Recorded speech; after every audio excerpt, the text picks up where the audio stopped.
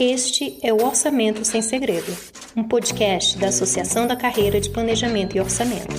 Aqui iremos tratar, sem mistérios, um assunto que interessa a todos: a arrecadação e o gasto dos recursos públicos. Vem com a gente! Olá, bem-vindo, bem-vinda a mais um episódio do podcast Orçamento Sem Segredo, produzido pela ASECOR, Associação dos Servidores da Carreira de Planejamento e Orçamento. Eu sou Fausto Oliveira. Você deve estar acompanhando pela imprensa o intenso debate a respeito da proposta de emenda à Constituição Federal de 1988, em que o governo eleito busca negociar com o Congresso Nacional uma ampliação no chamado teto de gastos. Mas passados 6 anos da implementação da Emenda Constitucional número 95, como está a situação fiscal do país? Houve melhora nas contas públicas da União? E as contas públicas de estados e municípios, como estão? Convidamos Vilma Pinto para conversar sobre o assunto. Vilma é economista, integrante do Núcleo de Economia do Setor Público do IBRE, um instituto de pesquisa ligado à Fundação Getúlio Vargas, e, além disso, é diretora da Instituição Fiscal Independente do Senado Federal. Vilma também é madrinha do Elas no Orçamento, iniciativa que reúne mulheres das áreas de planejamento, orçamento e finanças públicas e que busca ampliar a participação feminina na tomada de decisões na área econômica dos governos federal, distrital, estaduais e municipais. Vilma, obrigado por participar do Orçamento Sem Segredo. Para começar, você poderia traçar um panorama das contas públicas da União nesse momento? O cenário fiscal da União, nesse momento, a situação fiscal das contas públicas da União, é um tanto desafiador. Quando a gente olha em retrospectiva, a gente tem, por um lado, a fragilização das regras fiscais, mais notadamente o teto de gastos, e quando a gente olha numa outra perspectiva, a gente observa uma melhora nas contas públicas no cenário pós-pandemia. Essa melhora nas contas públicas que a gente consegue observar, representar uma fotografia, né, e não um filme, ela é reflexo de fatores exógenos que afetaram positivamente as contas, porém negativamente a atividade econômica. A gente pode destacar aqui a questão da inflação, a gente pode destacar o choque de commodities, que também reflete na inflação, e, consequentemente, você tem um aumento dos juros que impacta negativamente também as contas públicas. Então, quando a gente olha esse filme, a gente tem essa diferença, né? Por um lado, a fragilização das regras fiscais, por outro, uma melhora aparente das contas públicas, mas que não deve ser uma melhora estrutural, quando a gente observa a composição e os fatores que levaram a esse resultado. Em termos prospectivos, os desafios são muitos. O governo o governo eleito encaminhou uma proposta, uma minuta, né, de proposta de emenda à Constituição, um texto sugerido, e nesse texto são feitas algumas exceções à regra do teto de gastos, criando um espaço no teto e ampliando significativamente os gastos previstos para o ano que vem. Pelas contas da Instituição Fiscal Independente do Senado Federal, a IFE, esses números podem chegar a algo como 173,1 bilhões de reais de incremento nas despesas primárias totais da União em decorrência de uma eventual aprovação dessa minuta de propostas de emenda à Constituição. Esse cenário ele não afeta só as contas públicas de 2023. O que está sendo discutido hoje é a expansão de gastos permanentes, né? Então, quando a gente fala em aumentar o programa social de transferência de renda, a gente não está falando em aumentar ele só para o ano de 2023, mas de gerar um impacto permanente nesses gastos. Quando a gente fala em aumento, em valoração do salário mínimo, a gente não está falando do impacto disso nas despesas que são indexadas a esse salário mínimo, no impacto disso somente para 2023, mas também você tem reflexo disso nas contas no médio prazo.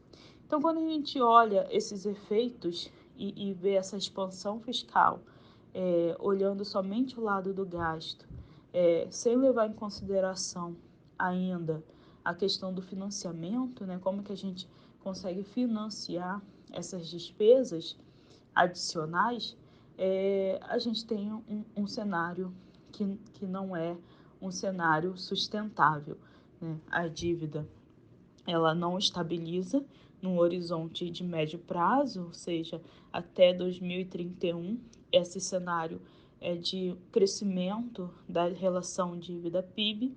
A gente tem um cenário de déficit fiscal que se mantém durante todo o horizonte projetado pela instituição fiscal independente, e também a gente tem efeitos em outras variáveis, como risco país. Isso também gera impacto em termos de crescimento econômico, inflação, etc.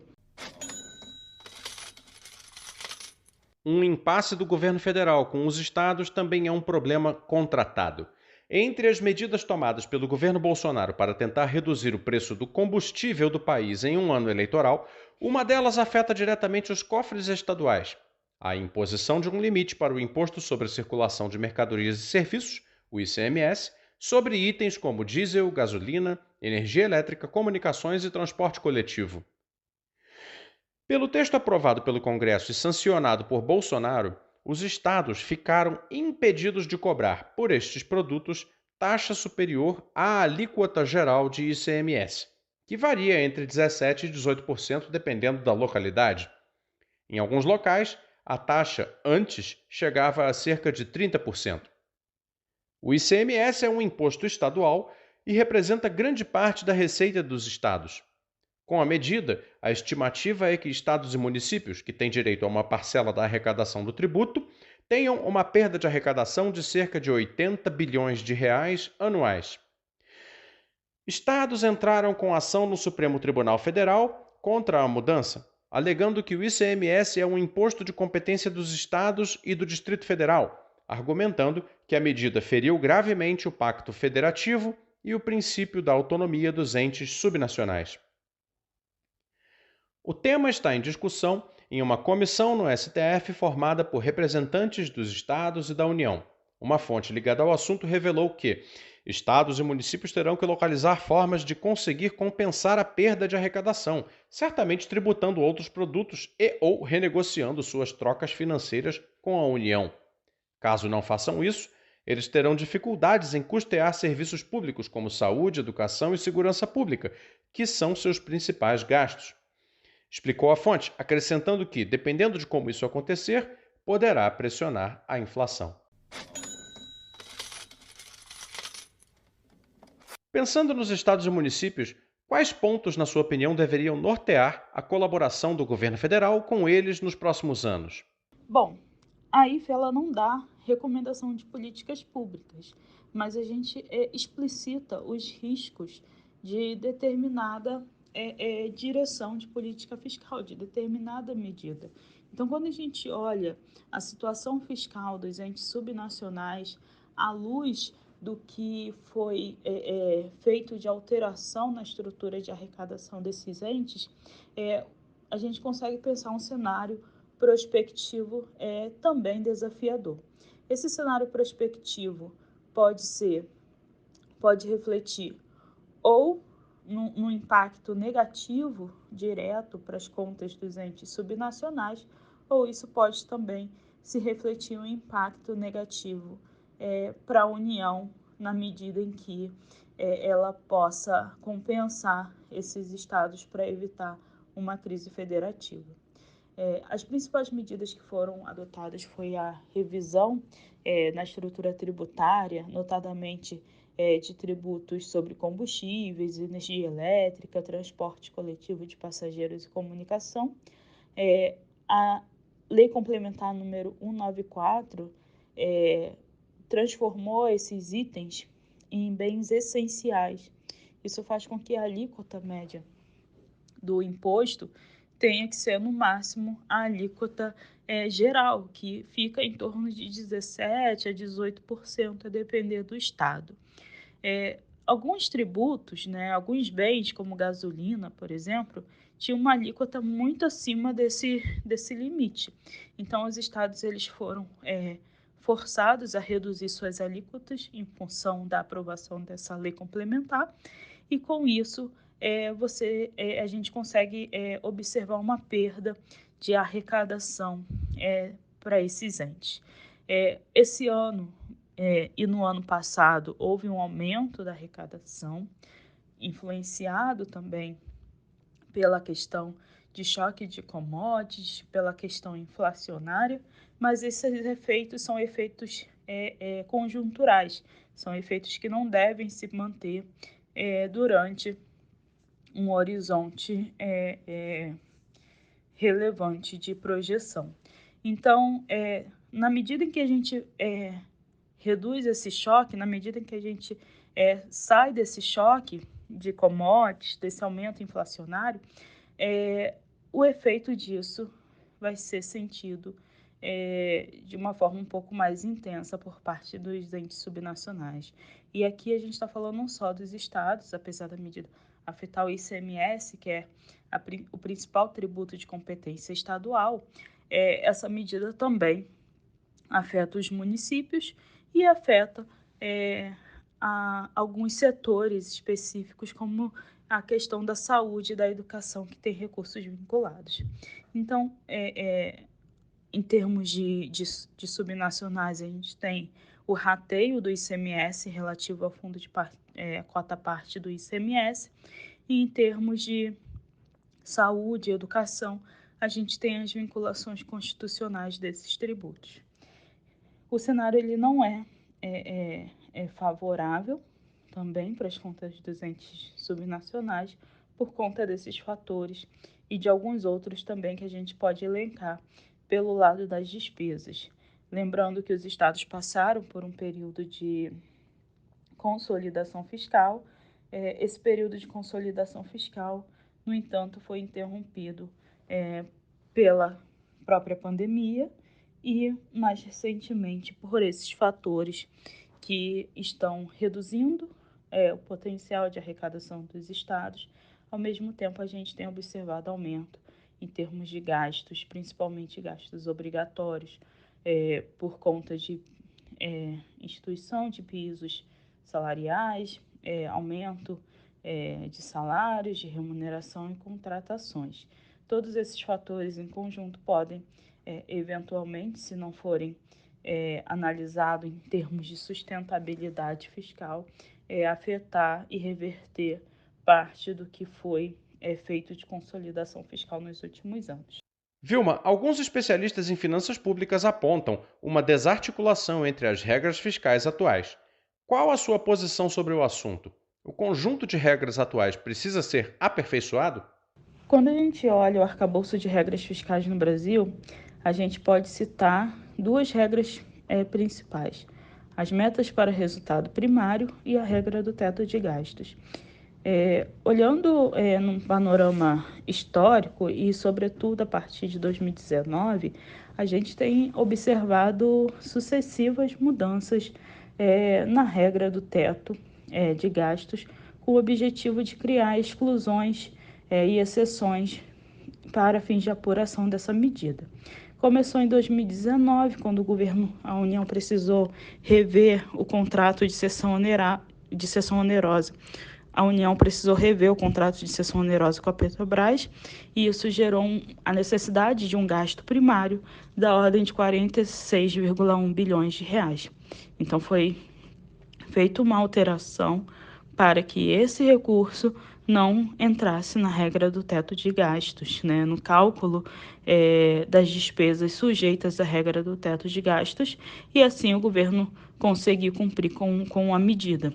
2020, a gente tem o episódio da pandemia, que foi justificável pela pandemia, e a própria regra já excepcionaliza os gastos extraordinários. 2021, uma nova emenda à Constituição surgiu para excepcionalizar gastos, para autorizar gastos via crédito extraordinário, prorrogação do auxílio emergencial, gastos também relativos à pandemia de Covid, porque a gente teve uma segunda onda, e mais para o finzinho do ano teve a aprovação das emendas à Constituição número 113 e 114, que criaram um espaço no teto de gastos, foi batizado como PEC dos precatórios, abriu um espaço no teto de gastos via recálculo da regra e também excluiu algumas despesas dessa regra, despesas relativas a precatórios e sentenças judiciais. Então, você teve um parcelamento dos precatórios, a exclusão de alguns precatórios da regra, como o precatório do Fundef, os que são realizados via encontro de contas, os que são relativos a acordos. Esses precatórios eles não vão constar mais na regra do teto de gastos, e além disso houve um parcelamento, uma postergação de pagamento dos precatórios expedidos. Então, assim, a gente tem, desde 2019, observado sucessivas mudanças na regra do teto de gastos. Mais recentemente, o governo eleito encaminhou uma minuta de proposta de emenda à Constituição, visando criar mais exclusões para essa regra. Então, assim, quando a gente olha a trajetória das despesas primárias totais da União e as despesas primárias sujeitas à regra do teto de gastos, até 2019, 18 e 19, a gente tinha essas duas despesas andando mais ou menos na mesma direção. E a partir de 2020, com a questão, e próprio 2019 esse valor já aumentou também, a gente vê uma distância, um distanciamento entre a trajetória de gastos primários totais, despesas sujeitas e não sujeitas à regra do teto de gastos, e as despesas que são sujeitas à regra do teto de gastos. Então, assim, o teto de gastos ele parou de ser um parâmetro para a gente entender e pensar a trajetória fiscal para as despesas primárias da União, e também para a gente conseguir pensar em termos de sustentabilidade da dívida pública. Então, nesse sentido, nesse aspecto, e dado essas mudanças que ocorreram nas regras fiscais nos últimos anos, fragilizando essas regras, eu acho que é necessário, sim, a gente revisitar o arcabouço de regras fiscais, e eu acho que nesse ponto a experiência internacional ela tem muito a contribuir com isso. E a própria experiência do Brasil, quando a gente olha, por exemplo, a questão da pandemia e olha como que as regras fiscais funcionaram nesse período de excepcionalidade, esse período atípico que a gente viveu. Você é madrinha do Elas no Orçamento, uma iniciativa de servidoras públicas federais da área de finanças públicas para ampliar a participação feminina em cargos da área econômica dos governos federal, distrital, estaduais e municipais. Qual a sua visão sobre a participação das mulheres no campo das finanças públicas e o que poderíamos fazer para ampliar esse espaço? O Elas no Orçamento é uma excelente iniciativa que foi coordenada, e a qual eu tenho o prazer de ser madrinha. É importante destacar o papel e a importância dessa iniciativa. Hoje a gente tem disparidades muito grandes quando a gente observa os cargos de chefia no poder público, cargos de ministros, secretários, etc. A distribuição por gênero, ela ainda é muito... você ainda tem disparidades muito grandes nessa distribuição, de modo que hoje a gente tem um quantitativo muito maior de homens do que de mulheres ocupando esses cargos. Quando a gente vê uma iniciativa como essa, a gente consegue trazer para essa discussão esse tema. E além de trazer para essa discussão esse tema, a gente consegue conhecer e enxergar, né, nesse universo que a gente tem, a quantidade de pessoas nessa área de atuação que podem, de certa forma, contribuir com os projetos, com políticas públicas, com uma participação mais ativa na ocupação de cargos nessa área. Eu acho que a gente tem mudado um pouco isso nos últimos anos, a gente até tem evoluído nessa questão, não numa velocidade muito elevada, mas a gente tem, e eu acho que iniciativas como essa são iniciativas que impulsionam e que fazem a gente ter resultados melhores e mais céleres nessa tentativa, né, de reduzir essas desigualdades que a gente observa.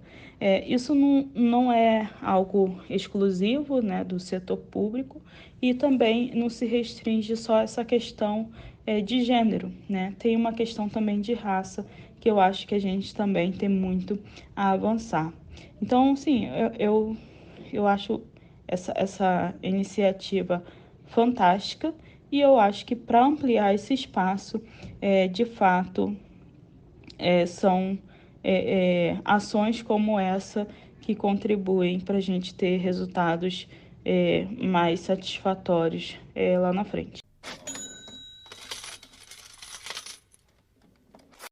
O podcast Orçamento Sem Segredo é produzido pela ASECOR.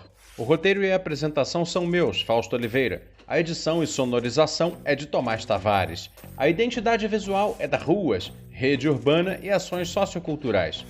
Esse episódio utilizou trechos da notícia 4 sinais de que gastos descontrolados pré-eleição vão cobrar fatura em 2023, publicada no site BBC News Brasil em 1º de novembro de 2022, e contou com a consultoria de roteiro de Elaine de Mello Xavier e Márcio Gimene.